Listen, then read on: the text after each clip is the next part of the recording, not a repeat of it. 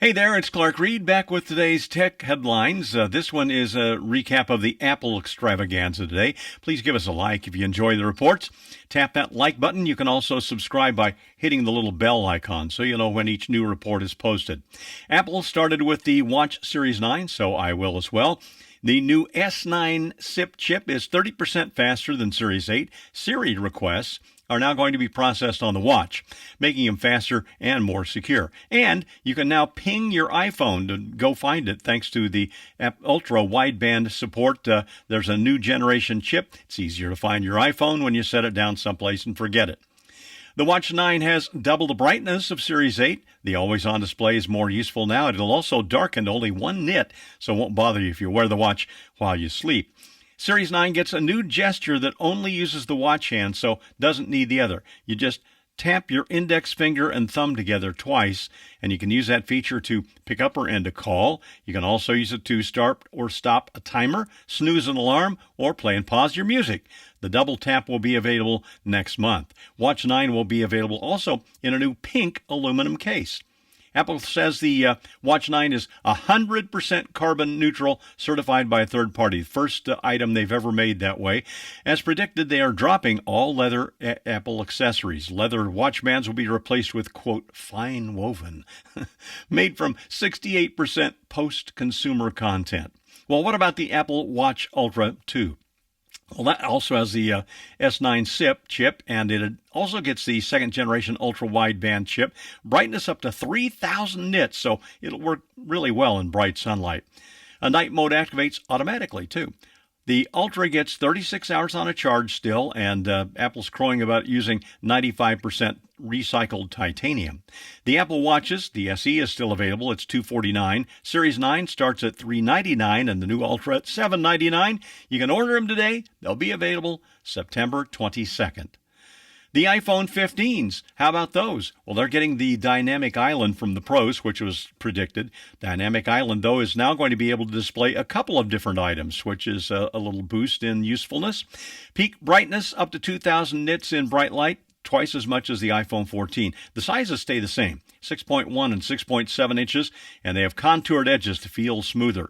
The color, this is kind of cool, it's infused right into the glass on the back, so the colors are now pink, yellow, green, blue, and black. Apple's using 75% recycled aluminum in the enclosure, the 100% recycled cobalt in the battery, and 100% recycled copper foil in the main logic board and the MagSafe charger, too. 48 megapixel camera comes to the iPhone 15 main cam. As with some Androids, it can merge some of the pixels into one, giving a 24 megapixel photo with good resolution. And they also use the middle pixels to give you a 2-power telephoto, which has been available several years on some Androids. Machine learning also allows the phone to take a shot in portrait mode and automatically adjust it to that if there is a person in it.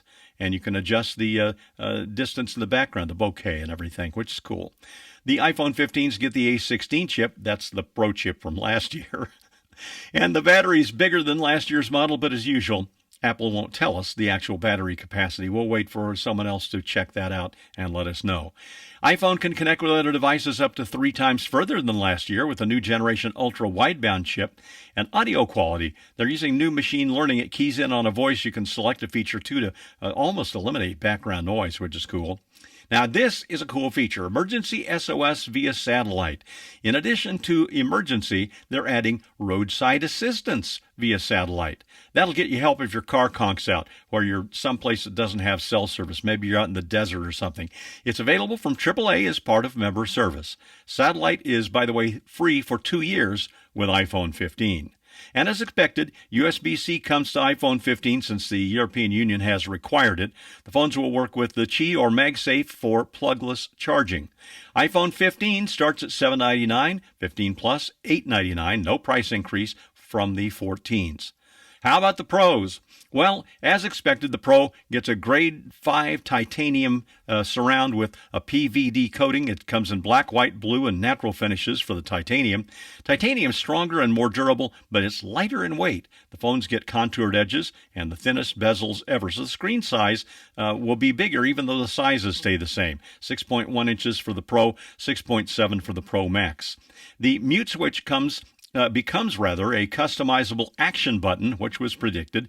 It's going to be mute by default when you get it, but you can choose to use it for starting a recording or launching a camera and several other features.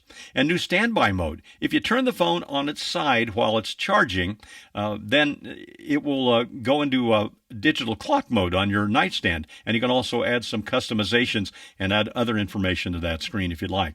The 15s get the A17 Pro chip, which is the first 3-nanometer chip for Apple and for anybody in the industry for smartphones, actually. The Pros also get the USB-C connector, but will transfer data much faster. Apple claims with their software and combining cameras, you can get the equivalent to 7 cameras. The Pros get a more advanced 48-megapixel main camera with a larger sensor, reduced lens flare, and new coatings give you that, and it's supposed to have a better night mode, which Apple has lagged all of the best Androids with that. You can shoot in 24, 28, or 35 millimeter focal lengths, which is really great for photography. Apple claims double low light performance in portrait mode too, which remains to be seen. The Pro Max gets the one widely rumored 5-power optical zoom at 120 millimeter focal length. It's 25% larger sensor and an f2.8 aperture. That's the most for any phone of this size, which is going to be a great feature for photography. It features a, quote, tetraprism design, and software will give you better stability. For macro zoom, you can get up to 10-power optical zoom, which is really cool. With the 15 Pro, you can capture spatial videos, combining 2 cameras to do that. That's mainly going to be useful for the Vision Pro headset when it comes out early next year. As far as pricing, the Pro is $999, unchanged from last year. The Pro Max gets bumped up $100 to $1199, but Apple is throwing in an increased 256K meg storage standard, so that will be cool. Pre-orders start on Friday, September 15th. They're available September 22nd. I'm Clark Reid, and you're Technified for now.